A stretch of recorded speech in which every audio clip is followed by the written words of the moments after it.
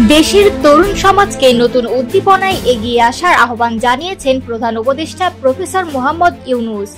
তিনি বলেন, যুব সমাজ সক্রিয় থাকলে দেশের কোনো সমস্যায় অমীমাংসিত থেকে যায় না।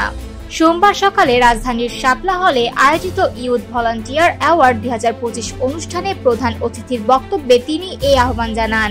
প্রধান উপদেষ্টা জানান, আজ আমরা তারুণ্যের শক্তিকে উদযাপন করছি। এটি জাতির চালিকা শক্তি। যখন যুব সমাজ উদ্যমী ও সৃজনশীল হয়, তখন কোনো বাধাই তাদের পথরোধ করতে পারে না। তিনি স্মরণ করিয়ে দেন, এই তরুণরাই অতীতে গণ অভ্যুত্থানে নেতৃত্ব দিয়েছে, ইতিহাস রচনা করেছে, আর আজও শিক্ষা, স্বাস্থ্য, পরিবেশ সুরক্ষা, দারিদ্র্য বিমোচন ও সামাজিক ন্যায় বিচারে অগ্রণী ভূমিকা রাখছে। প্রফেসর ইউনূস আরো বলেন, চলমান বিশ্বে চ্যালেঞ্জের অভাব নেই।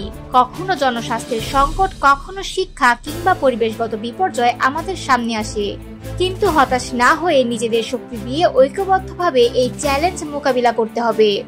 তার মতে, স্বেচ্ছাসেবা শুধু আর্তমানবতার কল্যাণেই সীমাবদ্ধ নয়, এটি আত্ম উন্নয়ন, চরিত্র গঠন এবং নেতৃত্ব বিকাশের অন্যতম মাধ্যম। তরুণদের তিনি আহ্বান জানান, কেবল স্বেচ্ছাসেবক হয়ে থেমে না থেকে সমাজের নীতি নির্ধারক, উদ্ভাবক ও পরিবর্তনের স্থপতি হিসেবে গড়ে উঠতে হবে। প্রধান উপদেষ্টা আরো যোগ করেন, তরুণদের সামান্য উদ্যোগও বড় পরিবর্তনের পথ তৈরি করতে পারে।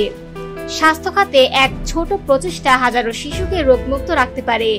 শিক্ষায় এক ক্ষুদ্র অবদান দেশকে এগিয়ে নিতে পারে বহুদূর।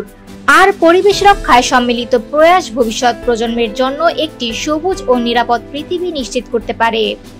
তিনি স্বীকার করেন, মহৎ উদ্যোগের পথ মসৃণ নয়। সময়, অর্থ ও মানসিক চাপে লড়াই করে ধৈর্য, সহনশীলতা আর নেতৃত্বের গুণ অর্জন করতে হয়।